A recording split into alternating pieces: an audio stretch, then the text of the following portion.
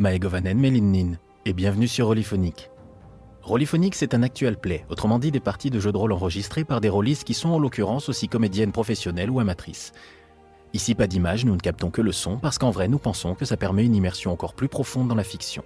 Dans cette idée d'ailleurs, nous montons nos épisodes, ajoutons musiques et ambiances, afin que le résultat final ressemble le plus possible à un feuilleton radio. C'est pour ça que vous n'entendrez que très peu les joueuses, mais presque exclusivement les personnages et la narration. Ça va sans dire, mais ça va mieux en le disant. Nous ne trichons pas avec le jeu. Nous ne nous arrangeons pas avec les résultats des jets de dés et rien n'est scripté à l'avance. Parfois, nous refaisons certaines répliques où il y a eu des bafouillis, des problèmes de son, un jeu pas top ou une formulation pas claire. On change rien au sens, on fait juste en sorte que ça sonne le mieux possible. Alors calez-vous confortablement, avec un casque c'est encore mieux, fermez les yeux si vous pouvez, et laissez l'écran de l'imagination créer les images du film. Alors que je discutais agréablement avec Monsieur Zola à la fête de lancement de l'insubmersible, nous fûmes interrompus par un cri d'alerte et un bruit de verre brisé. J'eus à peine le temps de voir Paul s'élancer à travers la vitrine du restaurant que déjà le mouvement de foule me portait au dehors. Nous venions de subir une attaque de la part de cette vermine d'Eliezer, et sur les conseils de Madame de Brécy, nous ne devions pas rester à un endroit connu de lui. Même nos domiciles ne sont plus sûrs avec ces cancres-là du cosme qui pullulent encore sous terre. Paul et Eugène se précipitèrent évidemment en direction de la Chapelle Noire à bord d'un fiacre. Edmond Gustave temporisa la situation auprès de ses invités puis m'accompagna à la préfecture. Au vu des événements récents, je suis réduite à tenir mon père informé de mes faits et gestes. Alors autant lui demander des hommes pour nous aider à régler définitivement cette situation qui a déjà bien assez duré. Nous fûmes rejoints par le capitaine Ilyushin et notre équipée s'engouffra dans les égouts, où nous retrouvâmes assez facilement messieurs Ponce et Collin. Dans les tunnels, nous voilà encerclés par les ordures locales et leur non moins charmant commanditaire, Sire Élixir d'Étron de Perfit. S'ensuivit une échauffourée où je remerciais secrètement les hommes de mon père et du capitaine de leur présence. Une fois cette baltringue de Dupuis de Perfide aplatie par Paul et refroidie par Eugène, nous pûmes continuer d'avancer. Au détour d'un boyau souterrain, Eugène se fit attraper à la gorge par Paul Lérat, aveuglé par sa vengeance. Celui-ci ne le reconnut tout à fait qu'en entendant au loin la voix de Paul Ponce, celui qu'il tenait pour responsable de la mort de son fils. Accablé par la mort brutale de l'innocent Théophraste, il s'était proclamé épurateur des tunnels et avait fait remonter au grand jour parisien ses enflures de cosaques, morceau par morceau. Bien sûr, mon père n'était pas content de cette actualité macabre, mais si vous voulez mon avis, c'était ça de moins d'occuper à nous tirer dessus. Heureusement, la fatigue et un peu de tendresse ont su apaiser l'immense justicier qui se fit emmener à l'hôpital. Nous avançâmes encore, mais arrivés devant l'entrée de la Chapelle Noire, nous étions attendus par une crapule notoire. Le patron nous fit son numéro grand guignol histoire de faire oublier à Eugène que son mentor n'est avant tout qu'un salaud de première. Subitement, Edmond se sentit mal, non sans rappeler l'infortune de Paul un peu plus tôt. Et je me retrouvais à le tirer loin du danger, juste au moment où des coups de feu retentirent et où le corps du patron s'effondra au sol. Bravant courageusement ses larmes, Eugène se précipita dans la Chapelle Noire où il se fit cueillir par une balle. Paul, entré à ses trousses, s'emmêla les jambes dans le bout de ferraille qu'il traînait avec lui depuis le début des hostilités et se retrouva allongé pour le compte. Le capitaine Ilyushin et ses hommes finirent par charger pour récupérer nos amis et nettoyèrent enfin définitivement cette tache de mage Eliezer. Profitant de l'agitation, je récupérai soigneusement la clé de ce lieu maudit avant de secourir mes amis. Paris était enfin débarrassé de la menace occulte du cosme. Chapitre final. La guerre est terminée. Et vous voilà tous, au pied de la Tour Eiffel, au bout du Trocadéro. Cela fait une petite semaine que la grande exposition universelle de Paris est ouverte. Et enfin débarrassés de vos ennemis du cosme, vous voilà libres, tous les quatre, de déambuler parmi les merveilles du monde moderne. Vous avez pu profiter de ce fameux tapis roulant qui peut-être plus tard remplacera les trottoirs où les gens pourront se déplacer dans la ville sans marcher, tout en étant à l'air libre. Vous avez pu voir l'espèce de grande reproduction du Kremlin qui sert de stand à l'invité d'honneur de cette exposition universelle, c'est-à-dire la Russie. Et vous avez assisté à l'inauguration, d'ailleurs, du nouveau pont de Paris qui arrive juste au pied de la Tour Eiffel, le pont Alexandre III, qui a été fait exprès pour cette exposition universelle. Alors, monsieur Mauroy, où on en est avec ce journal ?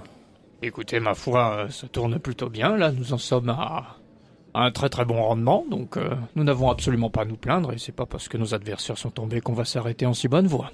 Lorsque vous sortez de l'exposition, un policier que vous connaissez bien, monsieur Collin, puisque c'est l'officier avec lequel vous avez le plus de relations depuis votre sortie de prison, inspecteur Lemar. Vous abordez et vous voyez tous que cet officier a l'air suspicieux. Bonjour inspecteur, je peux faire quelque chose pour vous? Eugène, vous étiez où hier soir? Vous n'étiez pas vers la gare Montparnasse, par exemple? Non. Enfin, j'y suis passé pendant la semaine, mais pas hier soir en tout cas. Et du coup, Monsieur Collin, c'est complètement un hasard si, très peu de temps après votre libération, nous avons retrouvé Madame Abigail Tucker assassinée à la gare Montparnasse alors qu'elle s'apprêtait à quitter le pays. Quoi? Vous savez, l'américaine qui était membre de ce fameux Cosme. Non mais je vois qui c'est. Non mais attendez, me regardez pas comme ça. Hein. Non, inspecteur, moi j'ai rien à voir avec ça. On est bien d'accord avec... Pourtant une balle dans le crâne, c'est votre style. Oui, mais je suis pas le seul déjà. Ça, c'est juste la façon la plus efficace de supprimer quelqu'un. Je pense que même vous le savez. Et puis je suis en accord avec le papa Jan. Hein, on est d'accord. Vous savez d'accord. très bien que je travaille à la préfecture et que c'est bien parce qu'il me l'a dit que je viens vous voir. Oui. Il serait bien... Il serait bien content de savoir que je respecte ce qu'il m'a demandé de faire quand même. Oui, faites bien gaffe, Colin. On vous a à l'œil. Faites bien gaffe. Et si on trouve la moindre chose qui vous connecte à cette mort, ça va mal se mettre. Eugène Collin est votre seule piste? Parce que c'est bien maigre quand même. Monsieur Ponce, le temps où vous pouvez parler comme ça aux policiers est révolu, donc je vous prierai de ranger votre grande bouche et de me laisser aller. Au revoir. Et il s'en va. Alors je vous le dis tout de suite, j'ai rien à voir avec cette femme. J'ai dézingué personne depuis le perfit. Ça c'est sûr. Et je risque pas de m'y remettre parce que j'ai promis à votre père, Jeanne, que je devais retrouver Hermanter Piqueral, fils caché de l'Entier. Mais il faut que je le retrouve vivant. Il faut qu'on le passe au fer et puis voilà, qu'il commence à parler parce que du coup, niveau justice, le Cosme, il n'y a pas eu grand chose pour le moment. Moi, je suis là-dessus en ce moment, mais j'ai buté personne. Durant votre séjour en prison, vous n'avez pas fourni des informations à quelqu'un sur cette Abigail Tucker? Non, j'ai failli me faire buter en prison. Ah. Ouais. Fâcheux. C'est pour ça que je suis dehors d'ailleurs. Que faites-vous, chers amis? Rentrez-vous chez vous? Non. Où allez-vous? Je vais aller, alors je sais pas trop où on va, dans les cercles de ce genre de personnes, tu vois, que je fréquente et que Abigail pouvait fréquenter, pour voir ce qu'il en est des autres membres du Cosme, du coup. C'est-à-dire les rencontrer. Vous voulez rencontrer qui? Qui c'est qui reste de vivant, là? Prosper Meunier. Voilà. On va commencer par lui. Donc, direction l'Assemblée nationale? Donc, qui va avec Monsieur Moroy? Moi, je vais l'accompagner. Très bien. Monsieur Ponce? Madame Lépine. Non, de mon côté, je vais profiter qu'on a fini les histoires avec l'exposition universelle. Puis je vais retourner au quartier. Et en fait, en ce moment, ce que j'essaye de faire, c'est de déclencher mes contacts. Tout simplement, mes contacts de quartier, quoi. Ok. Donc, tous les gamins avec qui j'ai grandi, tout ça. J'essaye de me concentrer. Je déclenche pas tout le quartier, mais j'essaie de me concentrer sur les gars de confiance. Et ceux qui me détestent pas à cause de la mort du patron aussi.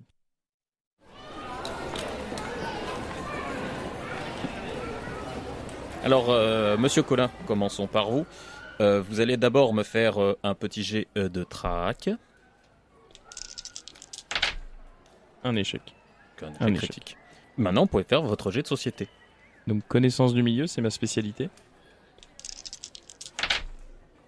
4 réussites. Finalement, tout le monde 3 vous aime réussites. dans ce quartier. Vous trouvez qu'on l'a vu assez fréquemment dans le quartier, Monsieur Hermanter. Même pas plus tard que cet après-midi, et qui faisait à peu près la même chose que vous à votre sujet. On se tourne autour, en gros. Et ben, je vais continuer à glaner des informations pendant la soirée. Allons à la Chambre des députés. Dites-moi, monsieur Moroy, Jeanne, est-ce que vous pensez que Colin est capable de faire ça à Madame Tucker? Je pense qu'entre nous, il nous l'aurait dit. Je pense pas que c'est quelqu'un qui s'en vante. C'est un certain individu avec des comportements bien à lui, mais je pense que nous avons bâti suffisamment des rapports de confiance entre nous pour qu'il puisse nous le dire. Soit. Donc vous arrivez à l'Assemblée nationale, vous êtes aiguillé vers un secrétaire, même une secrétaire. Qu'est-ce qu'ils veulent? Nous souhaitons voir Monsieur Prosper Meunier, s'il vous plaît. Alors, elle commence à sortir un fichier, qui c'est, oui. Oui, il est présent à l'Assemblée là. Une histoire de retrait de projet de loi. Qui le demande? Vous avez rendez-vous? Non. Très bien. C'est très important. Oui, mais il me faut un nom. C'est très important, ça c'est ce que dit tout le monde. de la part de Monsieur Mauroy. De la part de monsieur... Elle lève un sourcil. Monsieur... Très bien, j'envoie quelqu'un. Nous pouvons attendre la fin de séance. Ouais, certes. Non, il est juste en réunion. Restez là, devant moi, bien en vue, s'il vous plaît. Donc il y a quelqu'un qui part dans les couloirs, qui revient un instant plus tard, qui vous dit que Monsieur Meunier va vous voir ici. Et 10 minutes plus tard, Prosper Meunier arrive et, disons, se tient environ 1,50 m, 2 mètres de vous, les bras croisés. Vous ne trouvez pas que vous m'en avez assez fait ? Je lui tends la main. Il regarde Paul Ponce avec une petite goutte de sueur qui lui coule le long du front. Nous n'avons aucune intention hostile à votre égard, Monsieur Meunier. Il vous y serre la main. Il la retire très vite. Il vous regarde tous les trois d'un air assez apeuré. Vous êtes venu me menacer, c'est ça ?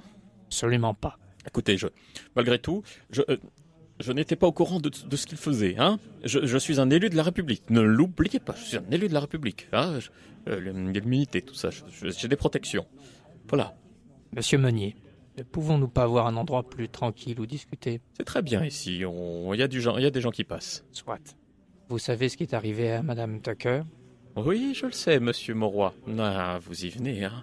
Alors, qu'est-ce que ça va être le prix, hein ? Justement, nous aimerions mettre cela au clair. La guerre est terminée. Et lorsque la guerre est terminée, ça veut dire plus de morts. Nous aimerions donc tirer cette affaire au clair.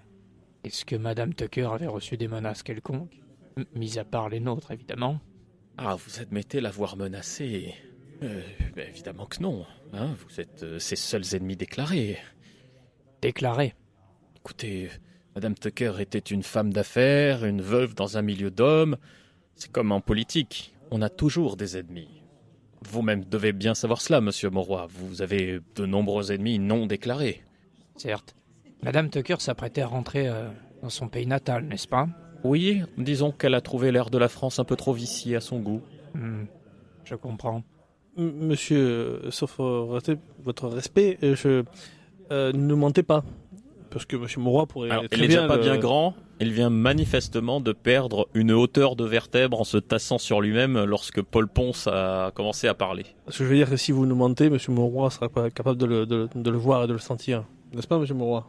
Merci de votre soutien, Monsieur Ponce. Et je vous ai déjà tout dit. Et puis de toute façon, n'insistez pas. Et puis alors là, il commence à s'éloigner en levant la voix. N'insistez pas, messieurs.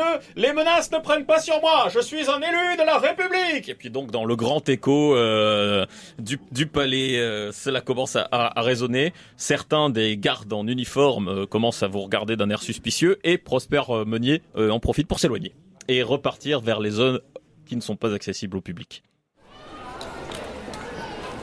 Monsieur Collin, donc vous continuez à arpenter votre petit écart ? C'est ça, le petit écart. Vous avez quand même la désagréable impression de ne pas être seul. Impossible de savoir d'où ça vient, qui sait, comment, pourquoi. Même en jouant mon habituel coup du lasso, c'est-à-dire je fais des tours de pâté de maison et puis j'essaye de perdre les gens. Absolument pas. Le café où allait le patron, Ouais. il est toujours ouvert. Oui, même si le tonneau devant l'entrée est maintenant abandonné. Je vais aller y faire un tour, je vais me jeter un peu dans la gueule du loup. Très bien. Lorsque vous ouvrez la petite porte, alors c'est une petite porte, c'est-à-dire que c'est le genre de troquet où s'il n'y a pas un petit panneau au-dessus et le tonneau devant, ça ressemble à n'importe quelle maison. C'est une petite porte avec les 6 petits carreaux alignés, le petit rideau sale qui est juste derrière. Lorsque vous l'ouvrez, vous êtes assailli par la fumée un peu mélangée d'une douceâtre odeur d'opium qui vient du fond de la pièce. Mais le silence qui s'abat quand vous entrez, lui, vous le reconnaissez très vite. Tout d'un coup, on entend une mouche voler. Je ferme la porte derrière moi. Et donc Raoul, le tenancier, qui est en train d'astiquer un verre sale avec un chiffon encore plus sale, histoire de tartiner la crasse et de le rendre propre, lève juste un sourcil lorsque vous entrez. Je vais m'asseoir au comptoir. Raoul, un chicolon s'il te plaît. C'est plus de chicoulon ici. C'est encore quelque chose ? On peut servir un jaune, la boisson des traîtres. Vas-y, parce que c'est ce que tu me proposes. Raoul, je Je sais que je suis pas le bienvenu ici. Je sais que je suis pas le bienvenu dans le quartier. Vous Honnêtement- entendez la fermeture, la clé de la porte d'entrée qui tourne. Et honnêtement, je suis pas venu pour me faire pardonner. Je suis pas là pour ça. Par contre, je sais qu'on me cherche. Je sais qu'il y a quelqu'un qui veut me voir. Et ça tombe bien parce que moi aussi j'ai envie de le voir. Hermentaire. Raoul tourne la tête et fait un petit signe du menton vers l'autre côté du zinc, où il y a un homme qui se tient avec un chicoulon devant lui. Je prends mon verre et je vais m'asseoir à la table de l'homme avec le chicoulon. Que faites-vous après votre petit passage à l'Assemblée nationale? Tous les trois. Du coup, est-ce qu'il m'aura menti ou pas alors? Il avait l'air honnête. Non, il avait l'air très honnête. Surtout, il avait l'air sincèrement parfaitement effrayé de vous et plus qu'à moitié convaincu que vous êtes à l'origine de la mort d'Abigail Tucker et que donc il fait partie d'une liste de potentielles victimes. Eh bien, appuyé d'un limier, n'est-ce pas, Jeanne? Je pense qu'on va aller faire un à un. Je vais avoir des réponses, donc on va aller voir ensuite Monsieur Cornet, puis Monsieur Mirepoix. Alors, Monsieur Mirepoix, je pense que vous savez pas tellement où il est. Monsieur Cornet, son étude, rappelez-vous, est dans le quartier de l'Opéra. Oui, je me rappelle qu'il y avait des très beaux tableaux. On s'en souvient. Donc vous vous dirigez vers le quartier de l'Opéra. Pas de problème pour s'y rendre, hein, bien entendu. L'étude est encore ouverte. Monsieur Ponce, Je sais exactement ce que vous allez me demander. voilà, sans vous offenser. Si je les casse, je les décroche pas. Non, Promis. non. Juste pendant l'entretien, taisez-vous. Non, mais attendez. Voilà, c'est tout. Monsieur Moreau, tout le respect, je sais me tenir. Ce qui a fait que la dernière fois j'ai un peu débordé sur les bords, c'est que lui ne me manquait de Non, respect. vous avez vu le résultat de votre attitude à l'Assemblée il y a maintenant juste une demi-heure. J'ai rien fait d'autre que demander à ce qu'il ne mente pas. Là, c'était Alors, inutile. Déjà, Paul. dans une assemblée nationale, je suis d'accord pour dire que c'est quand même assez compliqué de faire en sorte qu'il ne mente pas. Mais là, hein, Monsieur Moreau, redescendez. Non, ok, bon, on y va. Allez, va. Je suis donc rentré et je frappe à la porte du bureau de Monsieur Cornet. Un clerc de notaire donc vous introduit. Comme il vous avait déjà vu tous les deux, il est également fort surpris, comme la secrétaire de l'Assemblée nationale. On vous introduit dans le bureau de Maître Cornet, que vous trouvez en train manifestement de graisser un pistolet qu'il devait sans doute être en train d'entretenir à ce moment-là.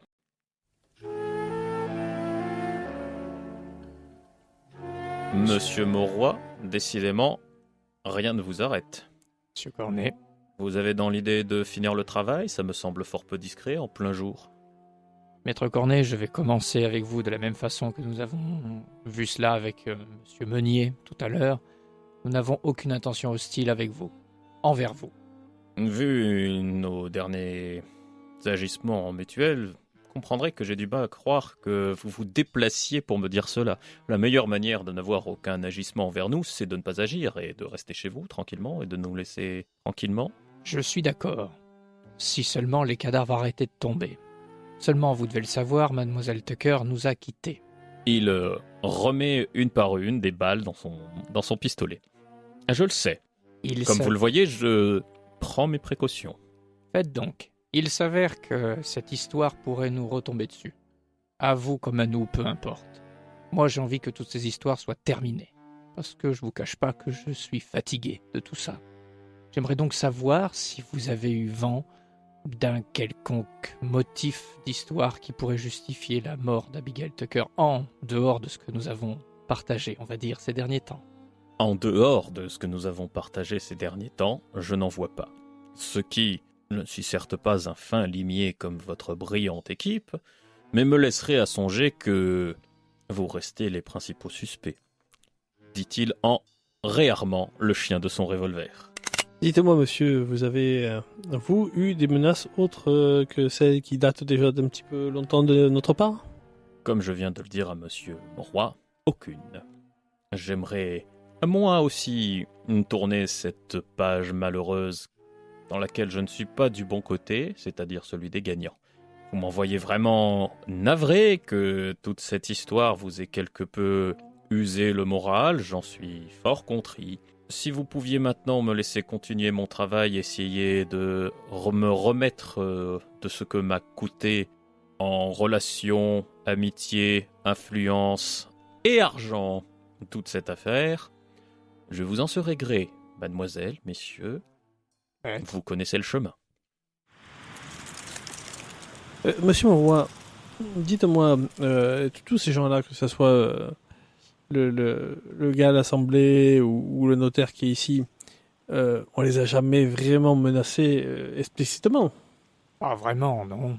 Ce sont Euh, nos actions et nos enquêtes qui les ont menacés. Oui, mais je veux dire, vous n'avez pas envoyé de courrier pour les menacer. Non. Jeanne, non plus. Non. Je me demandais si quelqu'un qui est suspecté actuellement d'avoir tué Abigail Tucker aurait envoyé des courriers à tout le monde en les menaçant. Je veux dire, il faudrait pas que notre ami Colin ait pété une durite. Elle a été tuée froidement. Je pense que c'est une sorte de vengeance ou de justice. Oui, Jeanne? Puisqu'on en parle, monsieur Monroy, je ne comprends pas trop cette histoire de croisade. Vous comptez faire le tour de tout le monde pour voir s'ils vont bien et s'ils se sont remis de leurs émotions? Non, comme je le disais, Maître Cornet, j'aimerais qu'on tire ça au clair parce que, comme il l'a dit, vous savez très bien et qu'il a raison, nous sommes les principaux suspects dans cette affaire. Et je n'ai pas envie de finir mes jours en prison pour un meurtre ou des meurtres que je n'ai pas commis. Vu de l'extérieur, monsieur Mauroy, on nous a certainement vu aujourd'hui faire une menace explicite à l'Assemblée et dans un cabinet de notaire. Je sais bien, mais il n'empêche que je veux vérifier. Que faites-vous donc? Vous restez ensemble ou vous vous séparez? Alors je vais juste faire en sorte d'adresser une lettre à monsieur Mirepoix en lui donnant rendez-vous devant la préfecture de police. Comme ça, s'il y a des témoins, ils seront, on va dire, plus fiables. Très bien, pas de problème. Vous lui donnez rendez-vous quand? Le lendemain, s'il peut. Ok. Vers midi. Ok, très bien. Pour ça vous prend... vous envoyez Gaston qui doit faire quelques petites recherches rapides pour trouver son adresse, mais ça prend un petit peu de temps de trouver un bottin pour pouvoir faire cette recherche, mais il n'y a pas de souci. Les deux autres, monsieur Ponce? Je vais au rocher de Cancale. Bien entendu, vous avez des émotions, faut se remettre. Mademoiselle Lépine? Moi, suite à ça, je vais rentrer chez moi, je pense. Mademoiselle Lépine rentre chez elle. Nous revenons donc dans un petit troquet. Tu sais, Armentaire, t'as beau te pavaner, là, à boire un chicoulot comme ton père, tu le mérites pas. Parce que c'était peut-être toi le vrai fils de Lantier, mais en attendant, moi je l'ai pas dézingué. Et toi, t'étais où quand il s'est fait défourailler par les Condés? On sait pas où t'étais. Pauvre cave. Pauvre cave. Tu crois que c'est pour ça que je t'en veux? Espèce d'abruti. Cassez-vous, bande de nazes. Le bar se vide. Il a manifestement une autorité très forte sur tout le monde. J'ai passé, 20 ans à essayer de sortir de ce bouge? À pas être le fils de mon père? À monter une opération avec les jolis petits vestons et tout ça? À son grand dame? À me cacher du fait que j'étais lui? Maintenant, c'est quoi la seule option que j'ai? C'est de revenir ici, à cause de ta pomme? À cause de ma pomme? Tu peux m'expliquer quel rapport j'ai avec ça? Le rapport que moi j'avais une belle petite opération qui marchait et que ta bande de blaireaux et toi-même, vous êtes venus tout foutre en l'air. Ah ouais? Et toi, tu te dis le meilleur moyen de sortir du quartier et des trucs illégaux, c'est de faire une opération encore plus grosse? Je fais pas une opération, je me cache au seul endroit où je suis à l'abri. Je te parle de ce que t'as fait avec le cause, m'abruti. Tu confonds deux trucs, Colin. C'est bizarre, mon père avait dit que t'étais un gros naïf. Tu crois que c'est une question de légalité ou pas? Ce qui est légal, c'est ce que les bourgeois font. Quand t'es avec les 3 pièces cravates, tout ce que tu peux faire devient légal. Ça l'est pas encore, ça le deviendra plus tard. C'est pas grave. Ce qui compte, c'est que tu sois respectable. Vraiment respectable. Tu peux sortir dans la rue. Tu peux aller au resto que tu veux sans regarder derrière toi. C'est fini ça. Moi, c'était ça que je cherchais. Ouais, et j'allais la voir. T'allais avoir rien du tout, ouais. Ben tiens. T'allais avoir rien du tout. Et tu t'es dit vraiment que c'était une bonne idée de faire en pâtir toute la classe prolétaire juste pour ta petite gueule? Mais arrête avec tes petits combats de la classe prolétaire et tout ça, mais qu'est-ce qu'on en a à foutre la classe prolétaire de ce genre de truc? Bah ils allaient tous se faire dézinguer. Oh, t'étais au courant de l'histoire ou quoi? Mais ils avaient personne C'est moi le à naïf se faire dézinguer. Putain, mais t'es Sérieux, vraiment le dernier des cons. pars d'ici avant que tu sortes les pieds devant, Colin. Car fous plus jamais les pieds dans ce quartier. Par respect pour ce que mon père ressentait pour toi, je te laisse partir. Dernière fois, tu refous les pieds ici, on te canne. Surtout que ça se sait que maintenant que t'es un petit jaune qui bosse pour l'épine, on sait pourquoi t'es sorti. T'es foutu ici. C'est fini ici. C'est plus ta maison. T'as voulu faire le guerrier prolétaire, maintenant t'es un bourgeois. Pour tout le monde ici, t'es un bourgeois. Un vrai de vrai. T'es le fils à Morois. Ouais, mais tu sais qu'à ce titre-là, toi, tu peux pas sortir du quartier non plus. On a chacun notre croix. D'écart. Cette histoire d'Abigail Tucker me pose problème. Je vais aller tourner du côté du quartier de Montparnasse, à Gare Montparnasse. Voir s'il y a des histoires qui se racontent dans le quartier. D'accord. Vous apprenez 2-3 petites choses, pas besoin de me faire un dossier là-dessus. Manifestement, elle a été abordée par quelqu'un. Personne ne sait pas qui, mais en tout cas, au milieu de la foule, tout d'un coup, on a entendu un coup de feu. Et elle est tombée au sol, les traits défigurés par la terreur et une balle à l'arrière du crâne, genre exécution. Ensuite, dans la panique, le tireur est parti. On a retrouvé l'arme un peu plus loin. Et à quelle heure ça s'est passé? Ça s'est passé vers 20h, 21h. Bah, une fois que j'aurai les infos que je veux, bah, je rentrerai chez moi. La nuit se passe donc, et le lendemain, le matin, je suppose que Monsieur Mauroy vous rendez vers la préfecture pour votre Le rendez-vous. matin tôt, avant mon rendez-vous, j'aimerais aller voir Philippine de Brécy, voir s'il peut pas nous aider là-dedans. Vous lui envoyez un mot. Oui, je ferai envoyer une missive. Et ensuite vous rendez à la préfecture. Tout à fait. Monsieur Ponce, Ah, moi, je n'y vais pas. Tout simplement parce que je ne veux pas être assimilé à ceux qui sont en train de menacer à tout va après tout ce qui s'est passé. Zelpine. Moi, je suis à mon travail. Très bien, donc vous vous croisez devant la préfecture de police en fait. Et Monsieur Collin. Moi, je vais à la rédaction du journal travailler un petit peu, mais j'ai pas la tête à ça. Je Ok. pense que même les collègues le voient. J'ai du mal à gratter. Très bien. Pendant que tout le monde attend, se met au travail, on va faire une dernière petite rubrique historique et on se retrouve de suite.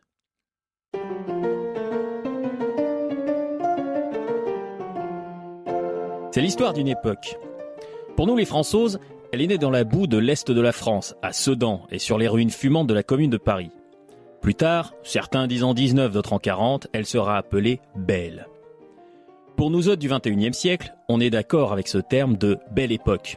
On se balade dans Paname et on voit les grilles du métro Art Nouveau, on voit nos grands boulevards, on voit le quai d'Orsay et on pense aux trains à vapeur, aux beaux messieurs avec les melons et les hautes formes, les voitures pétaradantes et leurs klaxons qui fait les moustaches guidons et la savate.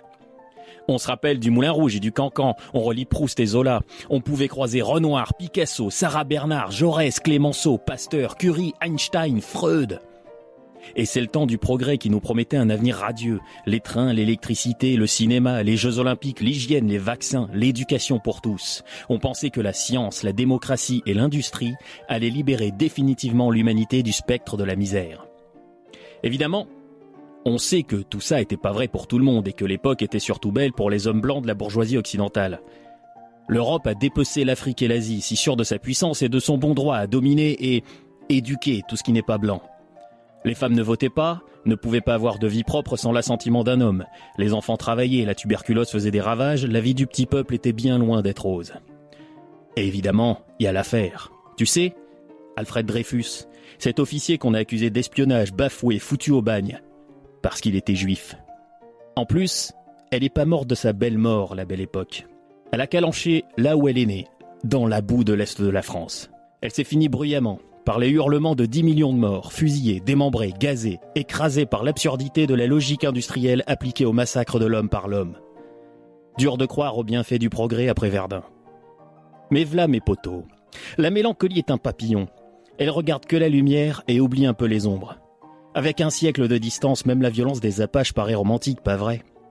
Alors c'est vrai qu'aujourd'hui, en regardant sa dose quotidienne de massacre à la téloche, en songeant à la dureté de trouver du taf, à la facilité de le perdre, en se disant que mettre une jupe peut parfois valoir condamnation au viol, que tu peux te faire tuer si t'es homo, cracher dessus si t'as une kippa, insulter si t'es noir, on peut se prendre à avoir envie de penser en couleur sépia, d'un temps qu'on imagine plus simple. Et on contemple à nouveau la tour Eiffel, en se disant tout de même une dernière fois, alors, elle était pas belle la Belle Époque? Vous patientez beaucoup, Monsieur Mauroy, et Monsieur Mirepoix ne vient pas. Au journal, parmi les dépêches que vous traitez tout ça, tu apprends qu'on a trouvé le corps d'un certain Monsieur de Mirepoix à son domicile hier soir, tué d'un grand coup de sabre en travers de la gorge. Et une expression d'indicible terreur sur le visage. Je prends un des gars de la rédaction avec moi, et puis on va aller se renseigner sur cette histoire. Mademoiselle Épine, vous apprenez les mêmes choses par forcément par les réseaux policiers qui sont au courant, qui font le rapport, les commissariats, les îlotiers. Ça remonte à la préfecture. Je vais aller voir si Monsieur Mauroy est toujours dehors pour le prévenir. Monsieur Mauroy est toujours dehors, tranquillement, en train de s'impatienter et de s'inquiéter et de regarder sa montre gousset toutes les 3 minutes. J'attendrai 1 heure, pas plus. Monsieur Mauroy, Bonjour Jeanne. puis-je vous proposer d'aller boire un café? C'est-à-dire que j'attends quelqu'un, enfin, vous savez qui, mais visiblement il n'est pas là. Justement, c'est pour ça que je voulais vous voir. Je vous suis. Je vais attendre qu'on soit installé, puis je vais vous annoncer la triste nouvelle. Hier soir, Mauvais concours de circonstances, on dirait. un grand coup de sabre. Lorsque vous arrivez sur place, qui ne trouvez donc vous pas Monsieur Colin, l'inspecteur Lemar, qui vous voit arriver en disant « J'espère que vous savez précisément où vous étiez hier soir ». Oui, je sais précisément où j'étais hier soir. Il y a d'autres gens qui peuvent affirmer que vous y étiez bien. Il n'y a personne qui l'affirmera, même s'ils m'ont vu. Suivez-moi. Le gars vient avec moi ou pas? Il bosse à votre journal. Un mec bien. Il sait ce qu'il doit dire et ce qu'il doit pas dire. Bah, je lui dirai. Très bien. Je vous préviens, c'est pas sympa.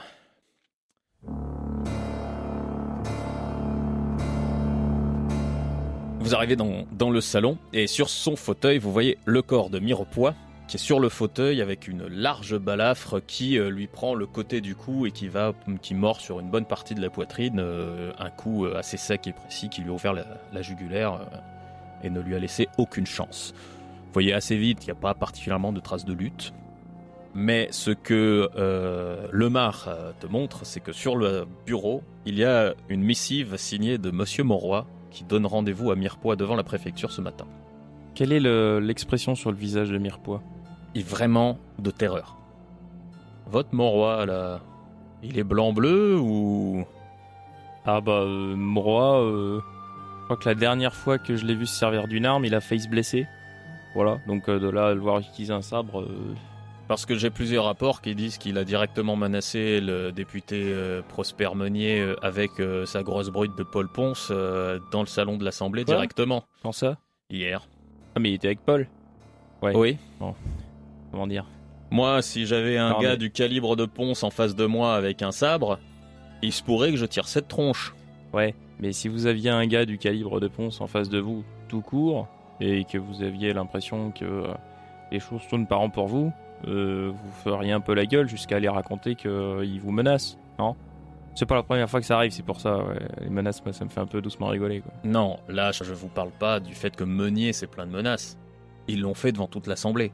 Je veux dire, au milieu du salon, il y a des secrétaires, il y a les gardes qui l'ont vu.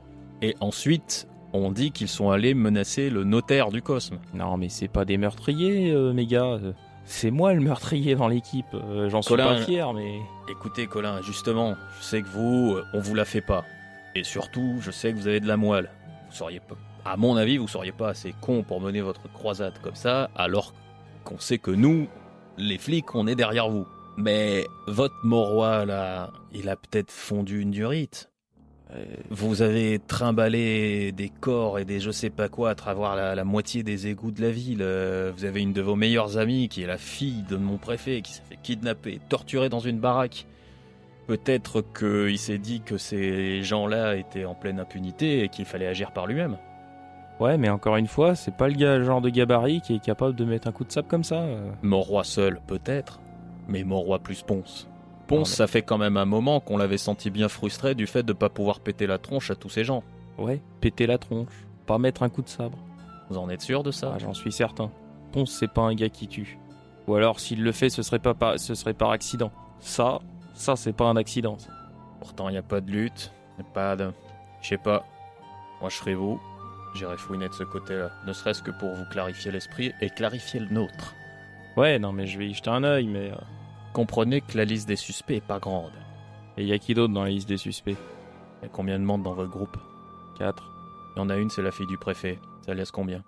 Ça laisse 3. Il y en a un, on pense raisonnablement qu'il a pas pu le faire. Ça laisse combien? Ouais, non, mais je vois où vous voulez en venir. Il y a deux solutions. Soit c'est un autre membre du Cosme, et par processus d'élimination, on saura qui c'est. Soit c'est un membre de votre groupe. Moi, ça me paraît assez évident qui du Cosme pourrait essayer de couvrir ses traces de tant qu'il sait que je suis à son cul en ce moment. Et ouais, et lui, il a le pouvoir de commander ce genre de choses. Peut-être. Mais c'est pas tellement son intérêt de faire du bruit maintenant. Et s'il a des gens à qui en vouloir, c'est plutôt à vous qu'au Cosme. Vous connaissez bien Mauroy et tout ça. Fouinez gentiment. Juste pour éliminer les possibilités, les gars. Moi, je vais être obligé de faire le fouille-merde. Vous le savez bien, vous. C'est pas possible. Cette histoire. Oh, Allez. Bon, c'est bon, on a fait le tour de Denis, tu notes tout, on se casse là, ça me saoule. Et je pars, en fait. Et... Colin, Quoi? surtout en soirée, quand vous allez quelque part, faites en sorte qu'il y ait des témoins. Nous refaisons un petit tour d'horizon. Alors, au café, vous faites quelque chose, mademoiselle Lépine, monsieur Monroy? À moins que Monsieur Monroy ait besoin de moi, je vais retourner à mon travail. Je raccompagnerai Jeanne à la préfecture pour Oui. aller demander à voir si possible le préfet Lépine. Son père. Ça n'est pas très difficile en ce moment, comme soit parce que vous lui avez rendu service, soit parce qu'il se méfie de vos, incartades, il vous accueille facilement. En ce moment, j'ai 2 hommes devant chez Paul Ponce. Je pense que je vais en envoyer un chez Colin. Vous vous rendez compte que si ce n'était pas vous, rien que le faisceau d'indices que j'ai maintenant m'autoriserait à vous interroger de manière plus musclée.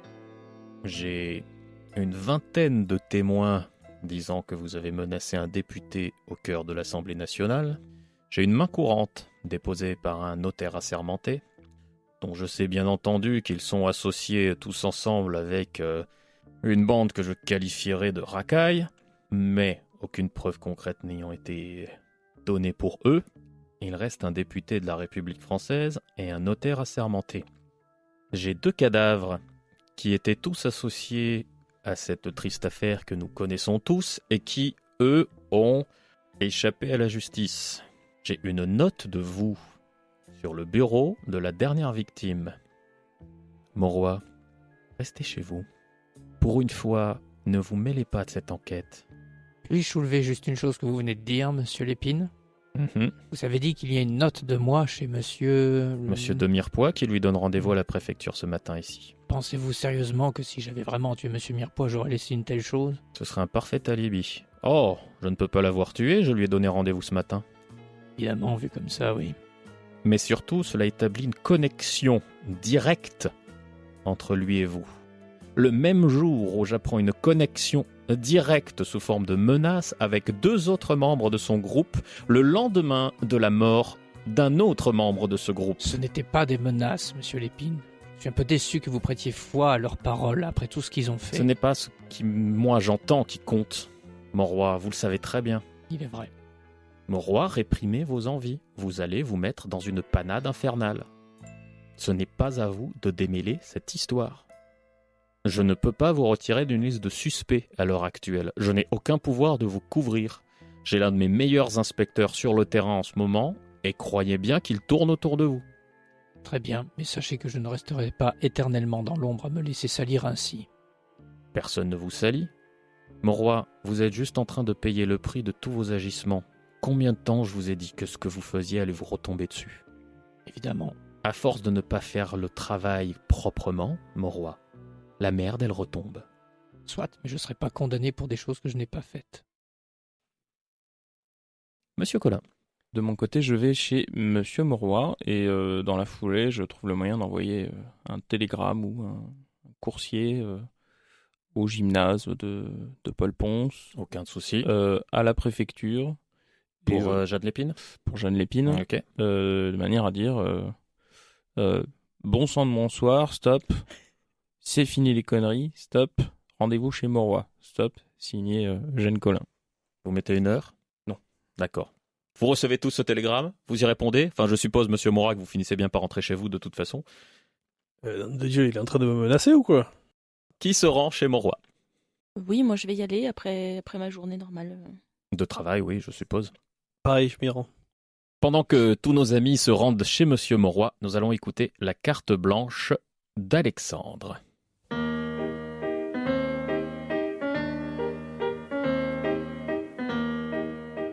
Je suis le plus frustré des gens heureux. Et je sais, nous vivons sur un monde merveilleux. Notre belle planète nous offre depuis des milliards d'années une diversité à nulle autre pareille, connue du moins. Pourtant, malgré les plus mystérieuses forêts ou les plus enchanteresses montagnes qui jalonnent notre terre, je suis frustré. Je suis maudit par les innombrables livres que j'ai pu lire, par les jeux vidéo auxquels j'ai joué, par tous les films que j'ai pu voir. Tous ces univers nouveaux, riches et débordants de fantastique m'ont happé à jamais. Je suis devenu un cosmosophage, pour emprunter du néologisme à Damasio, un auteur que j'adore.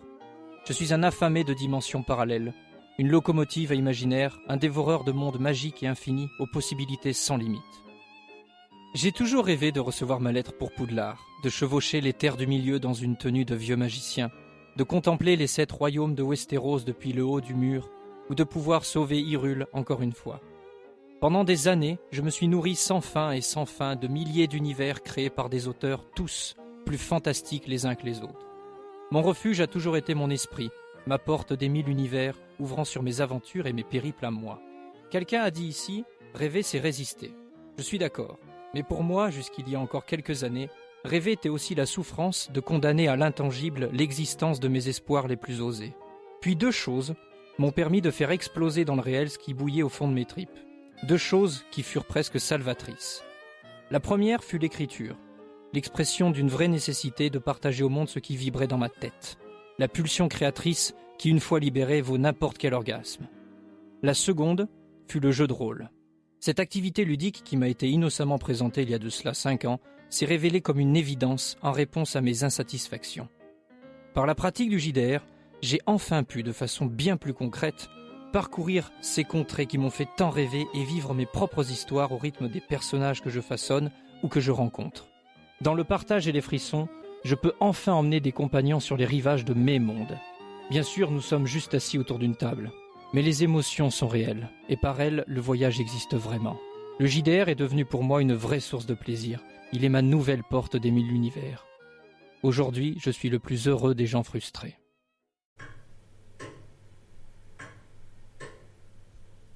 Chez Monsieur Monroy, et Gaston est en train de vous regarder tandis qu'un silence pesant s'est installé dans le salon où vous vous réunissez habituellement. Bon, monsieur Monroy, Monsieur Colin, comment dire les choses poliment? C'est quoi ce bordel? Je vous ai quitté depuis quoi? 24 heures, même pas? Qu'est-ce que j'apprends? Miroir qui se fait dézinguer à coups de sabre? Avec un courrier avec votre nom dessus? Je me fais choper en arrivant par l'inspecteur Lemar, qui commence à me causer que c'est peut-être de votre faute. À vous deux, là? Attendez, Mirepoix est mort? Qu'est-ce que c'est ça? Ah, vous êtes pas au courant? Ah oui, c'est vrai. Eh ben voilà, vous l'êtes. Mirepoix est mort. Il s'est fait dézinguer à coups de sabre, genre bien tranché en travers de la gueule, si tu vois ce que je veux dire. Oui, je vois très bien. Et qu'est-ce qu'il me dit, l'inspecteur Lemar? Que vous êtes parti dans une croisade de menacer le préfet Meunier, l'avocat, je sais plus comment il s'appelle. Molo, c'est quand même pas nous qu'on accuse d'avoir tué la Merloc, hein. Mais avouez que c'était une démarche maladroite. Et je l'ai dit, n'est-ce pas, monsieur Monroy? Alors la Merloc, en l'occurrence, j'ai rien à voir avec ça. Moi, je suis allé à la gare Montparnasse, là, hier soir, pour me renseigner. Il s'avère qu'elle a été tuée devant tout le monde. Et apparemment, elle avait l'air complètement effrayée. D'ailleurs, Mirepoix, il avait l'air complètement effrayé. J'ai rarement vu un cadavre avec une gueule comme ça. Non mais attendez. Vous êtes en train de dire que Mirepoix qui a été entaillé de long en large en travers par un sabre, ça serait monsieur Monroy? Il tient même pas sur un tabouret. Et j'ai pas dit ça. Hein. Je dis juste qu'il y a son nom sur un papier sur la table juste à côté du cadavre.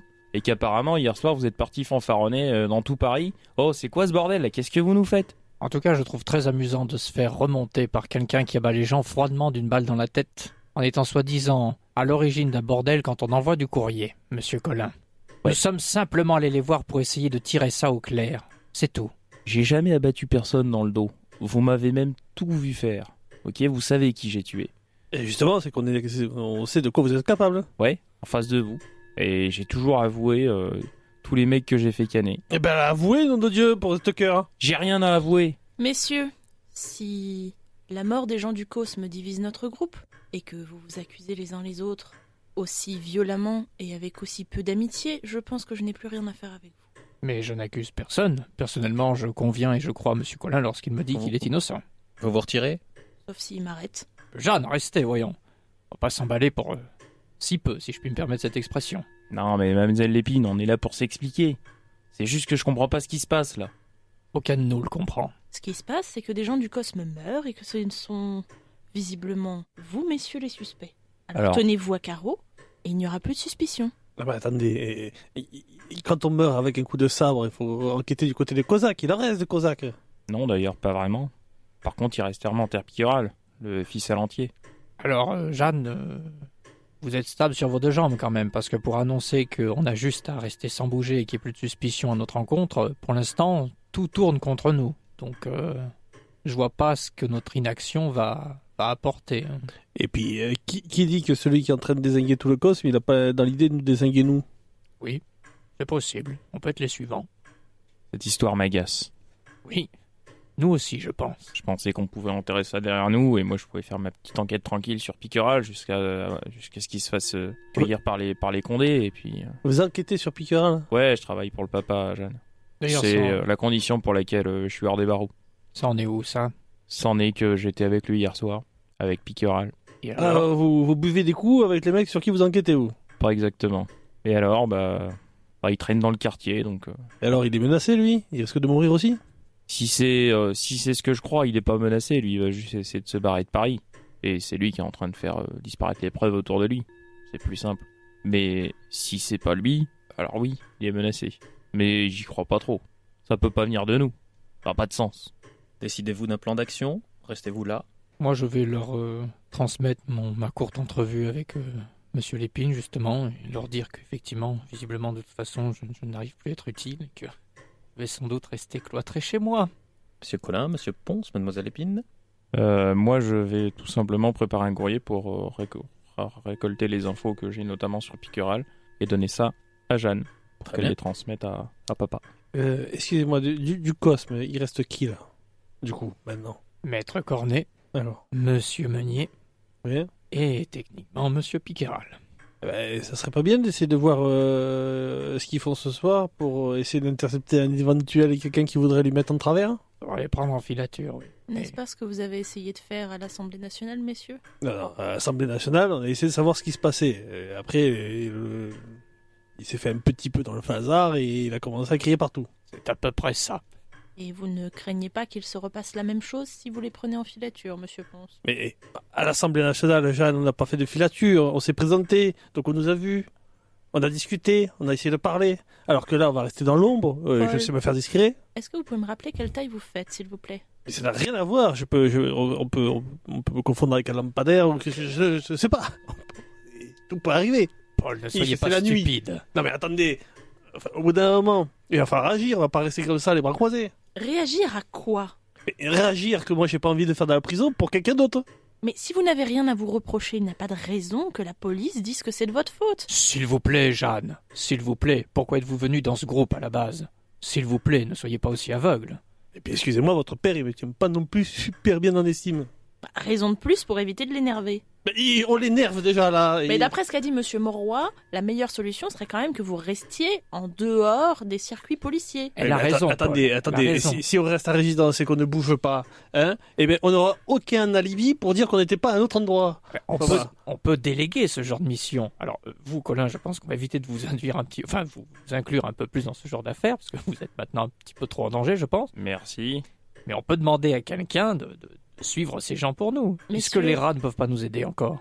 Messieurs, si je peux me permettre de rappeler ce que monsieur Mauroy nous a raconté sur son entrevue avec mon père tout à l'heure, vos domiciles sont surveillés par des policiers. Vous avez donc tous des personnes de confiance qui peuvent témoigner que vous êtes bien restés chez vous.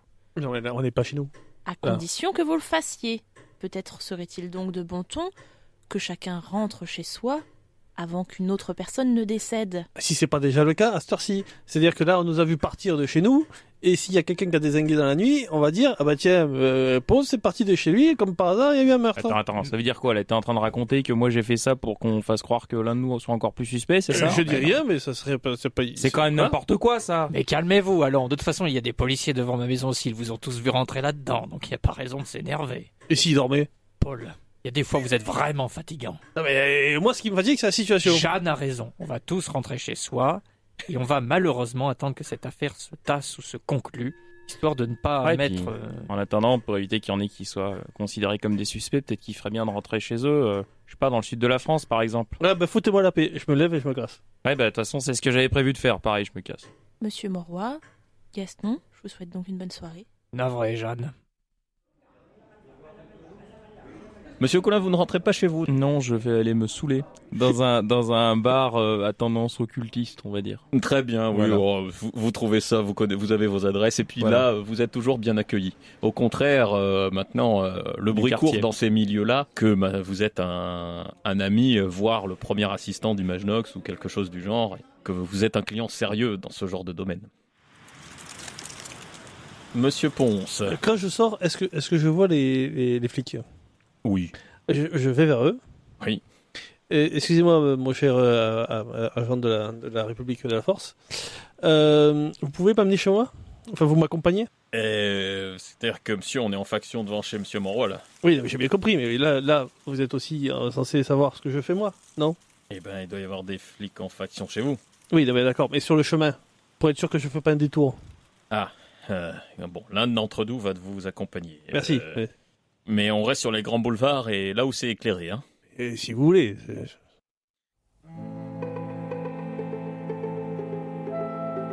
Monsieur Monroy, monsieur Collin, vous recevez soit un télégramme chez monsieur Monroy, soit un grouillot pour monsieur Collin d'un employé du journal qui vous dit qu'il y a un scoop, il y a eu un attentat, une bombe. À quelle heure on reçoit ça? Oh, vous êtes déjà pas mal entamé, je dirais vers les minuit, entre minuit et 1h. Où a eu lieu l'attentat cette fois donc? Chez Maître Cornet, on dénombre au moins 3 victimes. Que faites-vous? Rien. Je ne fais rien. D'accord, bouge vous pas de chez prévenez moi, pas le tant journal, pis. vous faites rien. Je pense que je vais rouler le truc Monsieur et dire Collin. Merde. Eh ben non, sans mal. Je vais reprendre mon gilet, puis je vais aller en direction de... Où c'est que ça se trouve déjà? Vers l'opéra.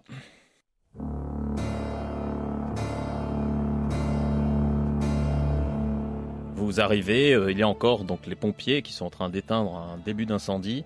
Devine qui vous attend. Inspecteur Lemar. Eugène Collin.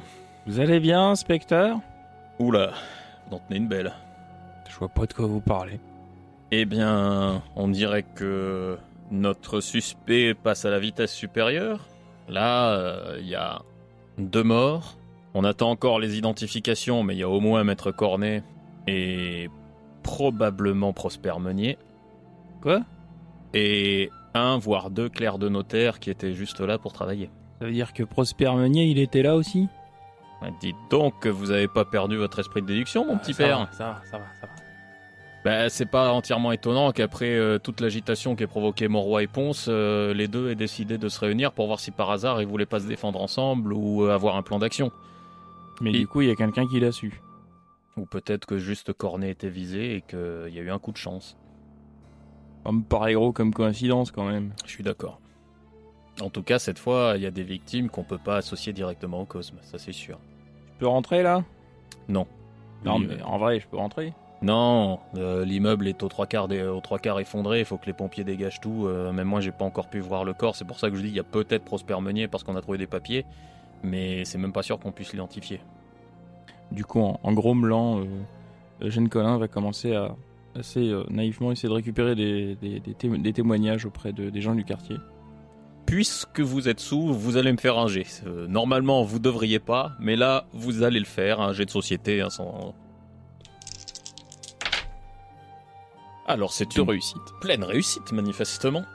Alors, vous avez notamment réussi à trouver une femme de ménage qui a vu arriver Prosper Meunier. Ce qui ne l'a pas surprise, elle savait qu'on lui avait dit qu'il allait venir et que c'est pour ça que Maître Cornet allait rester dans son étude après la fermeture, peut-être avec 1 ou 2 clercs, et qu'ils avaient des affaires à régler, qu'ils étaient soucieux. C'était sur son carnet de rendez-vous, donc elle n'a pas été surprise de voir débarquer Prosper Meunier. Au contraire, c'était un peu le signal pour sa fin de journée, en fait. Elle saurait pas dire, mais elle a plusieurs fois vu 1 ou 2 dames traîner dans le quartier autour de l'étude, mais le genre qui ose pas entrer. Ça arrive parfois parce qu'on a envie de mettre à l'abri par acte notarié certains biens sans que son mari le sache, mais on n'ose pas le faire. Des dames de la haute un peu? Des dames, une particulièrement. Ah ouais? Oui. Ressemblait à quoi cette dame? Ah, une belle dame de la haute. Enfin, vous savez, pour moi, toutes les dames de la haute se ressemblent. Vous savez comment ils sont tous pareils. Vous avez vu autre chose? Bah, c'est déjà pas mal. Bah, en tout cas, je vous remercie. Souhaitez-moi bon courage, je viens de perdre mon emploi. Vous écrivez un article, vous faites quelque chose du reste de votre nuit, monsieur Colin? Non, je vais rentrer chez moi et dessouler. Le lendemain matin, mademoiselle Lépine, monsieur Ponce, vous apprenez, vous aussi, la nouvelle. Par voie de presse ou par voie de travail. Monsieur Colin. Le matin, je me lève, je vais au journal. Je vais rapporter les informations plus aux autres pour qu'ils écrivent dessus.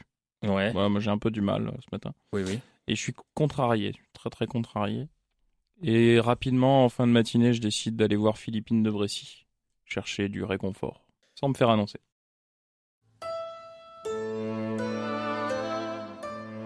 Quand vous entrez, Philippine est surprise et vous annonce qu'elle attendait monsieur Monroy. Oui, vous avez reçu le matin une petite missive de Philippine qui dit passez alors en fin de matinée. D'accord, très bien. Mon petit Eugène, je croyais que c'était monsieur Monroy qui voulait me voir. Que se passe-t-il?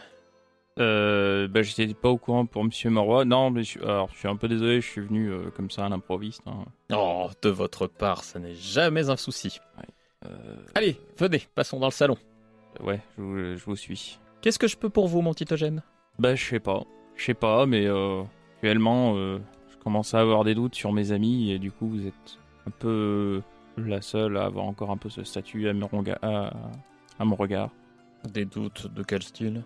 Je sais pas exactement. Il se passe quelque chose et je comprends pas ce qui se passe. Il y a les derniers membres du Cosme qui sont en train de se faire descendre les uns après les autres, mais genre avant-hier, hier et avant-avant-hier. Donc ça va vite. Ça va très vite. Je n'irai pas jusqu'à dire que je les regretterais. Non, bien sûr, mais le problème c'est que tous les soupçons se portent sur nous.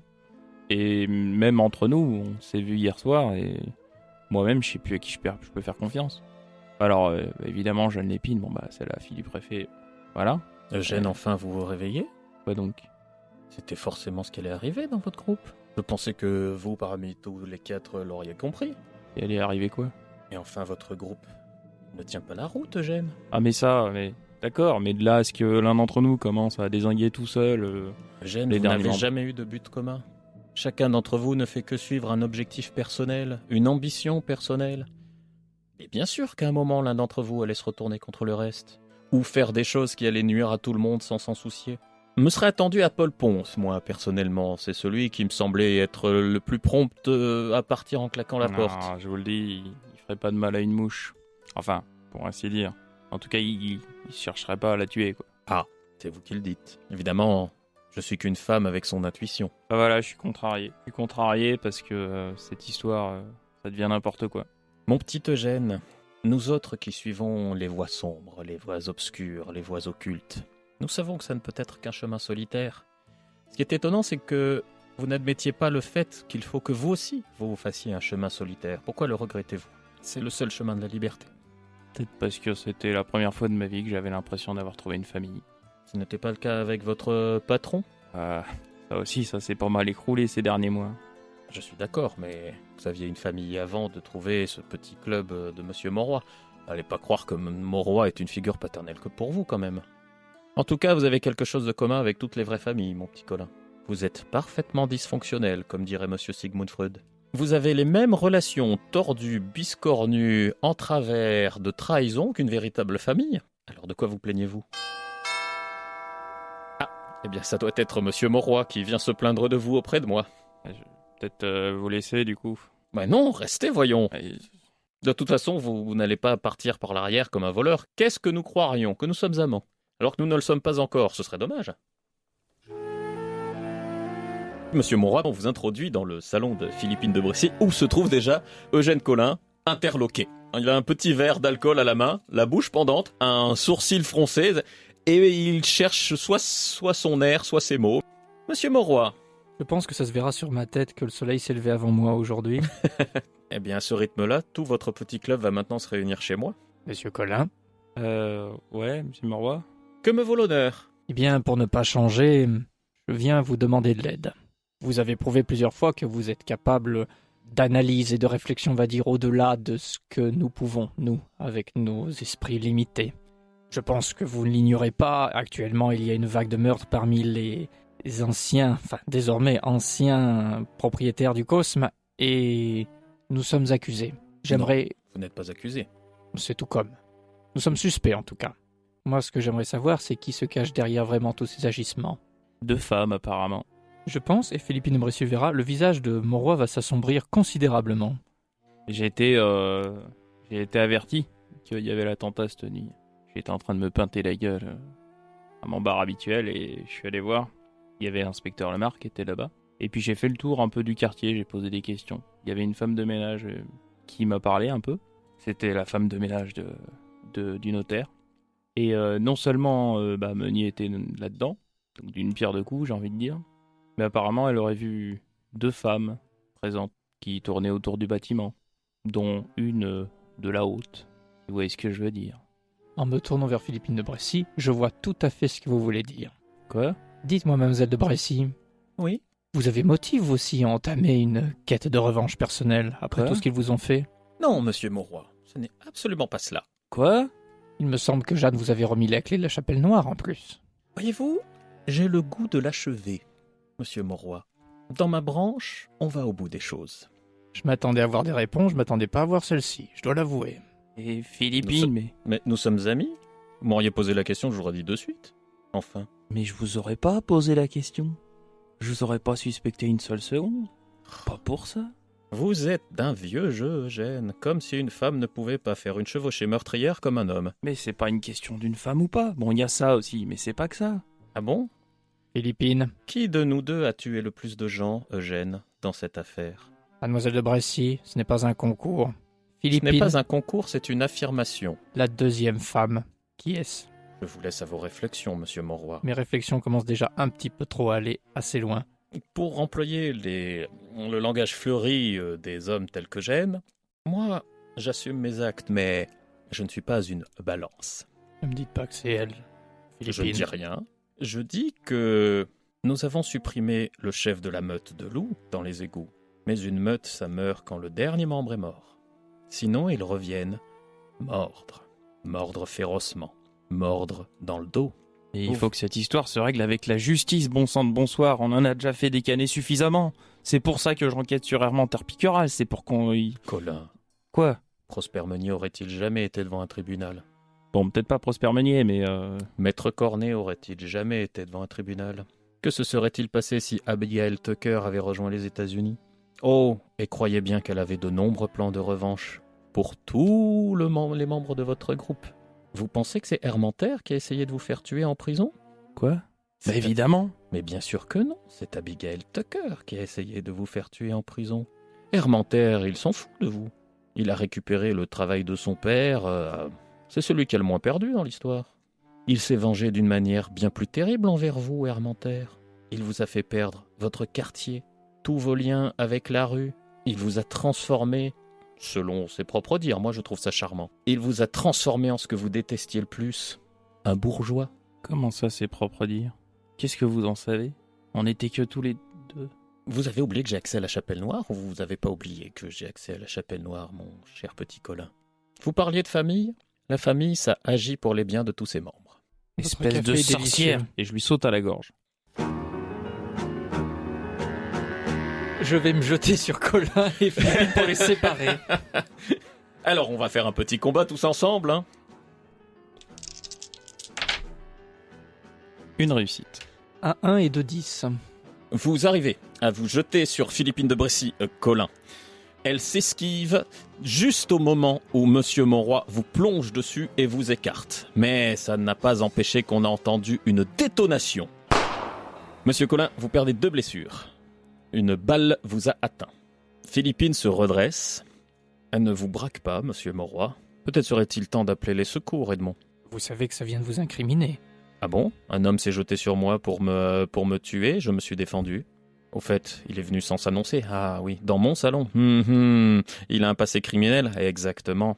Je vais dans la rue, j'appelle à l'aide. Moi, je vais aller à mon travail comme tous les matins et je vais apporter le pli d'Eugène Colin à mon père, non sans l'avoir lu au préalable. Un peu plus tard dans la matinée, vous recevez un télégramme de Philippine vous indiquant « Mauroy et Colin savent ». Je vais donc profiter de prendre ma pause déjeuner un petit peu en avance pour précipiter la suite des événements. De mon côté, Je vais à la salle de sport. Oui. Je vais voir mon ami le Bokeroa. Écoute-moi, j'aurais besoin de toi. Et ce que tu veux, Grain.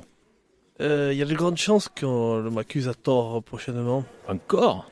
Et oui, mais là, c'est la fin de la ligne droite, si tu veux. Il faudrait que tu viennes avec moi dans le quartier un petit peu malfamé là-bas, et qu'on surveille quelqu'un et qu'on voit s'il y a une menace d'attentat sur lui et qui le fait. Ok. Il y a de grandes chances que ça se fasse ou cet après-midi ou ce soir. On prend d'autres regards? On peut, et puis on intercepte et on lui fait passer un mauvais quart d'heure. Au mec suspect ou à celui qui l'attente? Ou les deux, ouais. Oh. T'as raison. De toute façon, ils sont tous coupables. Exactement. Allez. Pendant ce temps, chez Philippine, Aïe. vous avez contacté des secours. Vous revenez dans le salon, monsieur Monroy? Cessez de sermonner Colin en disant mais pourquoi vous avez fait ça? Pourquoi vous avez fait ça? Je suis d'accord avec lui, Eugène. Pourquoi vous avez fait ça? Nous avions une si belle histoire. Je vais parler ensuite à part à Philippine. Comment tout cela est-il censé se terminer? Avec la fin du cosme. Quand?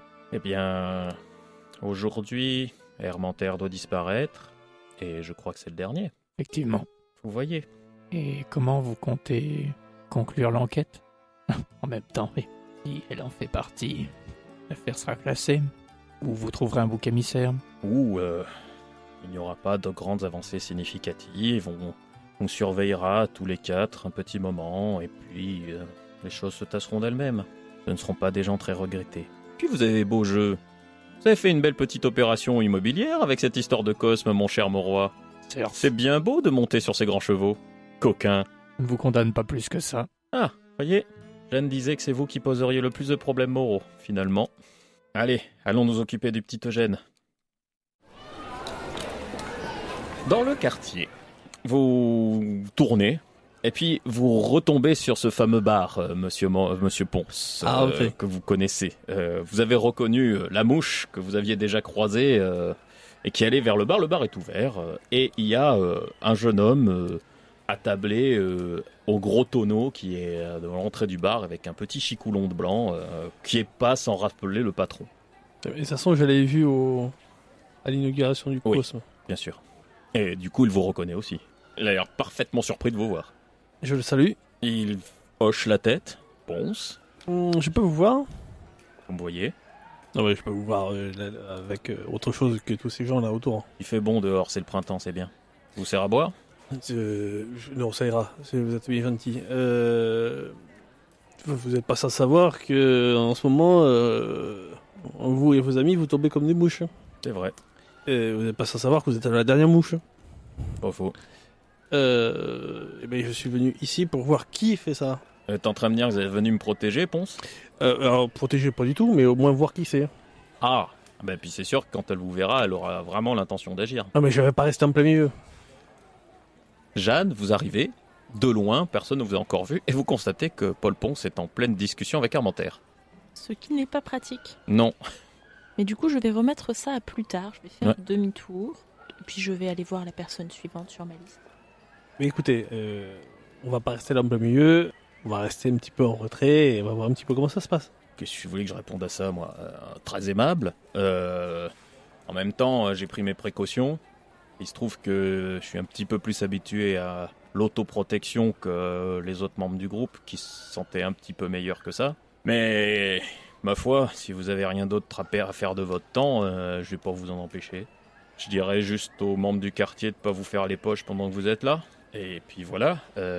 Bon, écoutez, installez-vous. Après, quand vous dites c'est gentil de revoir, mais j'ai pas du tout l'intention de vous sauver. Hein. C'est-à-dire que vous êtes bien conscient que pour savoir si vraiment la personne est celle qui fait les attentats, il faut bien l'avoir fait. Hein.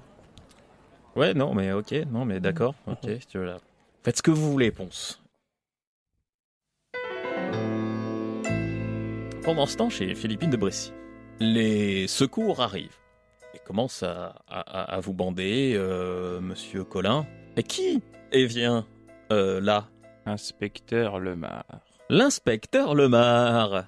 Mais quelle n'est pas votre surprise en le voyant déposer un léger baiser sur les lèvres de Philippine de Brécy en arrivant? Moi, je ne suis même plus surpris. Bon, Colin, vous avez l'art de vous mettre dans les pires panades. Heureusement que je suis là pour vous en sortir. Qu'est-ce Pour qui m'en s'est passé sortir. alors? Un accident de chasse, une chute d'escalier? Vous avez mal, vous avez trébuché, vous nettoyez l'arme de Philippine parce que vous êtes un brave garçon? C'est à peu près ça. Eh ben, papier, paperasse. Vous avez qu'à demander à votre copine, là. L'air de bien vous connaître. Oui, et? Oh, vous allez pas me faire le petit violon du jaloux en plus, Colin. Rien à voir, je suis pas de jaloux de vous. Votre tête de condé, hein. Je vous remercie, inspecteur. Faites aussi, monsieur Monroy. Monsieur Monroy, Grenoble, c'est en France? Oui. Ok, on parle français là-bas. Parce que dans les phrases « restez tranquille chez vous », c'est quelle partie de la phrase que vous n'avez pas pigé encore? On vous a tous dit ça dans votre intérêt, Monroy. Désolé, je devais en avoir le cœur net. Bon, eh ben, on a essayé de vous protéger, voilà. Maintenant, c'est bon, vous avez le cœur net? Absolument. Très bien, vous allez rentrer chez vous? Oui, Super. Allez, je vous raccompagne. trop aimable. Jeanne, vous arrivez dans le 16e arrondissement et vous voyez une ambulance partir de... Enfin, une ambulance à cheval, partir de chez Philippine. Qu'est-ce qui s'est encore passé? Vous voyez Monsieur Monroy sortir, accompagné de l'inspecteur Lemar, que vous connaissez bien également. Et tout le monde s'en va de chez Philippine. Je vais passer par la porte de derrière. Ah, Jeanne, c'est fait? Malheureusement non, Paul était sur place. Ponce. Mais il suffit d'attendre un peu, il va se lasser. Oui, mais je te le dis, pour le dernier coup, je peux procéder comme je procédais avant. On sait où il est, il suffit juste qu'on se débrouille à récupérer une étoffe de cheveux, un bout de peau, quelque chose qu'il a tenu. De toute façon, maintenant, Monroy et Colin sont au courant. Plus la peine de dissimuler le fait, on peut faire ça en utilisant le Magnox. Je ne préfère pas. On va s'en tenir au plan, ce sera mieux. Soit. Par contre, tu vas devoir avoir une conversation avec tes amis. Tu comptes agir quand? Tu veux que je vienne avec toi? Peut-être que j'aurai besoin de ton aide depuis la Chapelle Noire. Pour remplacer la drogue? Oui. Très bien. J'y serai. Dis-moi à quelle heure tu seras sur place. Comptons 23 heures. Tu devrais aller voir Colin et Monroy. C'est vraiment possible. Peut-être dire à Ponce qu'il n'a pas besoin d'être sur place. Que faites-vous? Pour Monsieur Colin, vous allez au lieu que vous connaissez, vous avez un abonnement, toutes les infirmières vous connaissent par votre prénom. Vous passez la journée à la salpêtrière.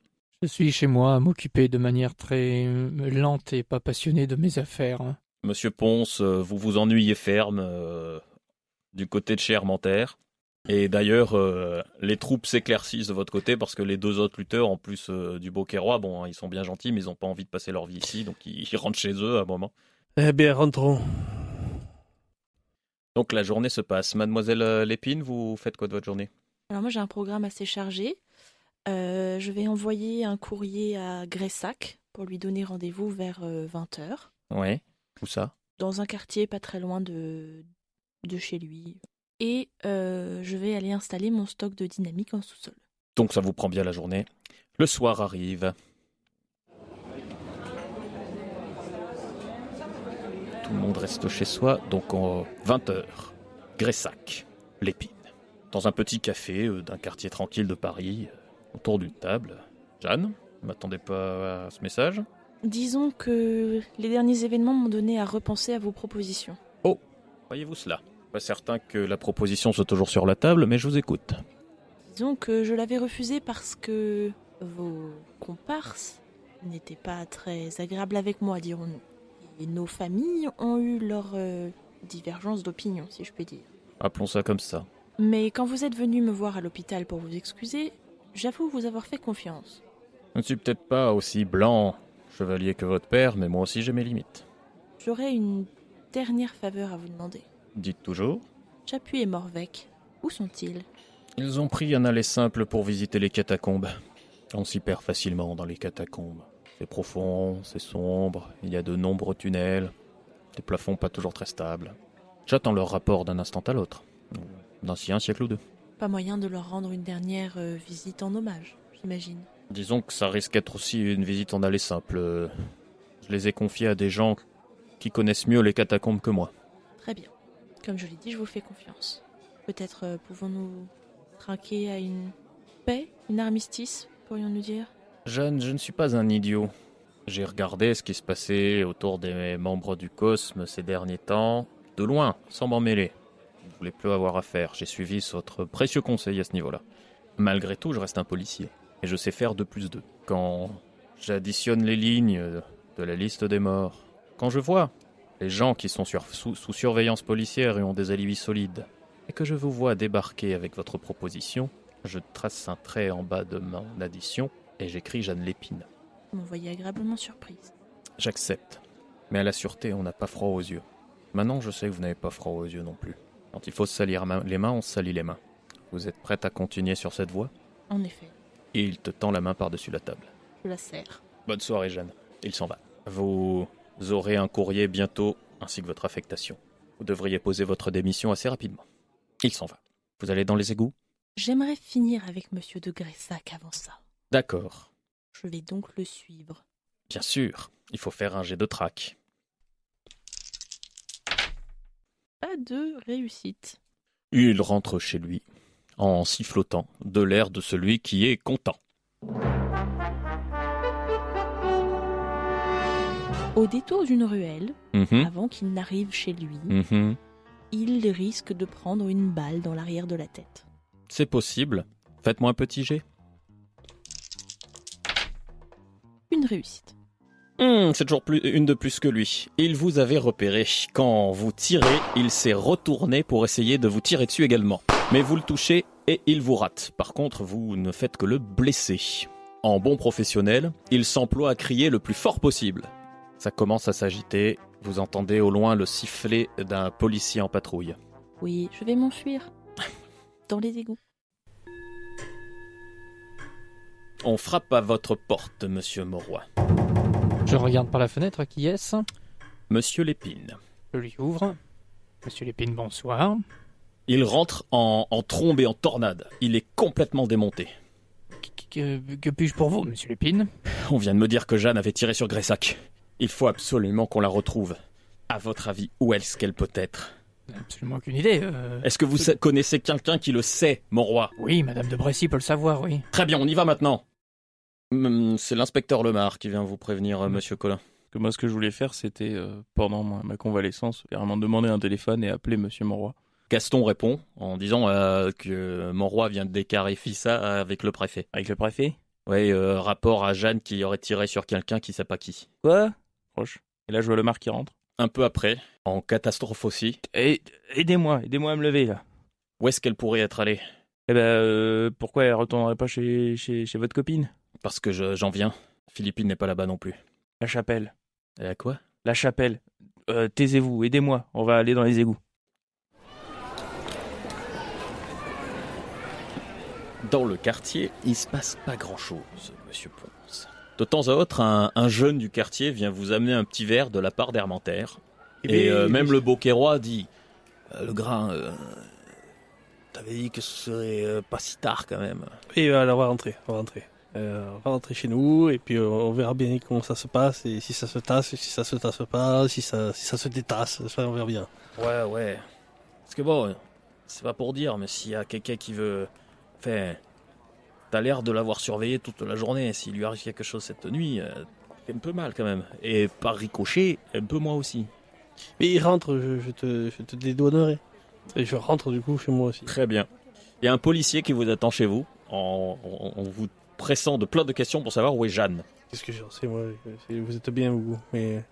Et elle est où, d'ailleurs? Je sais pas, mais à la préfecture, on a reçu un rapport comme quoi elle aurait tiré sur le directeur de la sûreté Gressac. C'est-à-dire? C'est-à-dire que Gressac dit que Jeanne vient de tenter de l'assassiner et tous les membres de la sûreté sont à sa recherche. Et à mon avis, ils sont pas à sa recherche pour Et l'arrêter. vous êtes allé chez mon roi? Mais évidemment qu'il y a quelqu'un. Lépine est parti chez Mauroy. Et alors? Mais j'en sais rien. Moi, je suis venu vous chercher vous pour savoir si vous sauriez où elle est. Et chez Colin? Eh ben, il y a quelqu'un qui est parti. Enfin, Colin, il est à l'hôpital. Il s'est fait tirer dessus dans la journée. Ouais, est-ce qu'elle a pu se planquer? Ah, si. Suivez-moi. De toute façon, vous n'allez pas me laisser partir tout seul? Eh ben non. Eh ben alors, suivez-moi. Eh ben allons-y. Et on va direction Rivoli. Direction Rivoli. Monsieur Mauroy, vous constatez que la maison de Philippine de Bressy est parfaitement vide. Dans ce cas, on va aller à la chapelle noire. Encore? Dit le préfet Lépine. Que voulez-vous, c'est là où madame de Bressy opère. C'est-à-dire, elles sont complices? Venez en chemin, on en parlera. Oh là là là là. Mauroy, sachez que je vous tiens personnellement responsable de tout. Pardon! On en reparlera de ça aussi.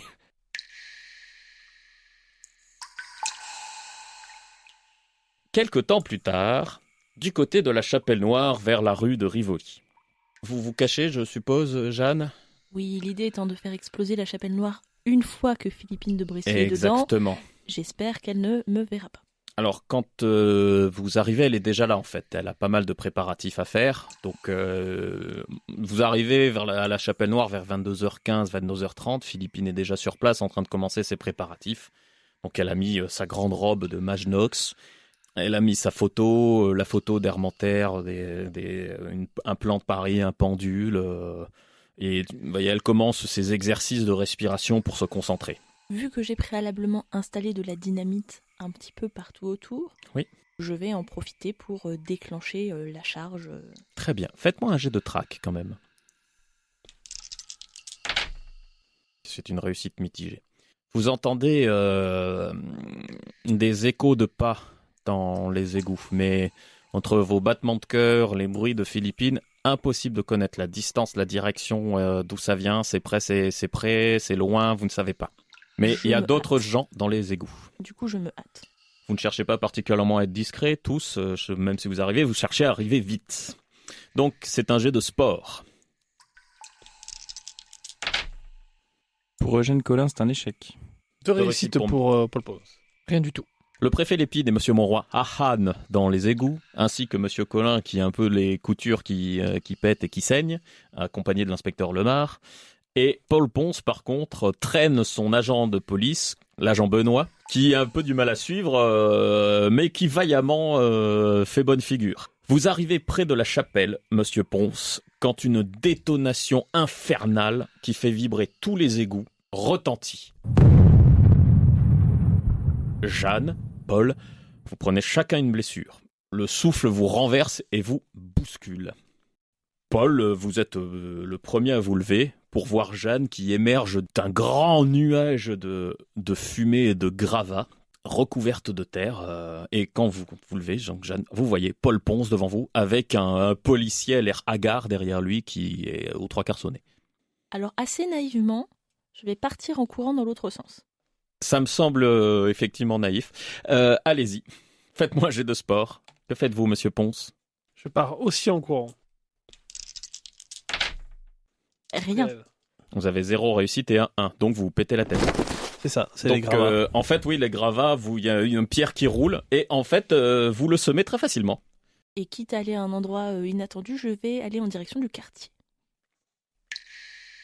Vous retrouvez Monsieur Ponce assez rapidement, Monsieur Collin, Monsieur Monroy, le préfet Lépine, l'inspecteur Lemar, et donc l'agent Benoît qui est toujours avec vous. Lépine vous passe un savon, bien entendu. Attendez, ce n'est pas moi qui ai fait sauter ça. Il y a l'agent là, il est là pour le... Oui, c'est vrai, nous l'avons vu partir là-bas. Mais Monsieur Ponce s'est cassé la figure et n'a pas pu la rattraper. Avant qu'ils disent casser la figure, ils prennent une tarte. Bon, on est dans les égouts, c'est pas grave. Et on sait que ce qui reste dans, C'est ça, dans les égouts reste dans les égouts. Ça a été vu à de nombreuses reprises pendant les dossiers 1900. Que faites-vous tous? Je pense que moi, paniqué, je vais exhorter les gens à remonter parce que j'ai peur que tout s'écroule en fait. De toute façon, on n'a plus rien à faire là. Très bien. De Ensuite, toute façon, il lui reste une victime à faire. Et là, qui est-ce qui a sauté là? La question, c'est qui était dans la chapelle? Eh oui, c'est ça. la Philippine, évidemment. Andouille. Mais Qui qui a voulez-vous fait- qui... Qui a fait sauter la chapelle? Je comprends plus rien. C'est Jeanne. Quoi? Je pars en courant en essayant de faire gaffe de pas tomber pour aller en direction de la dernière victime potentielle, Oui, celle que j'ai y a surveillée pas- pendant longtemps. Il n'y a pas besoin de faire de jet, là, Oui. c'est pas une poursuite, y a pas de... donc vous partez en courant vers le quartier. Mhm. Moi, je vais fouiller les décombres. C'est Si c'est possible. impossible d'y accéder Complètement à l'intérieur. écroulé. Ouais, c'est complètement écroulé. Alors, on va partir en direction du quartier, de toute façon. Monsieur Monroy, Je vais suivre très hésitant. Si Monsieur Lépine m'embarque, je suis. Sinon, je pense que là, je suis oh, il perdu. vous embarque là. Bon, bah, je suis, mais alors Et complètement ailleurs. il réquisitionne un fiacre et vous partez au double voire triple galop. Et vous arrivez tous dans le quartier.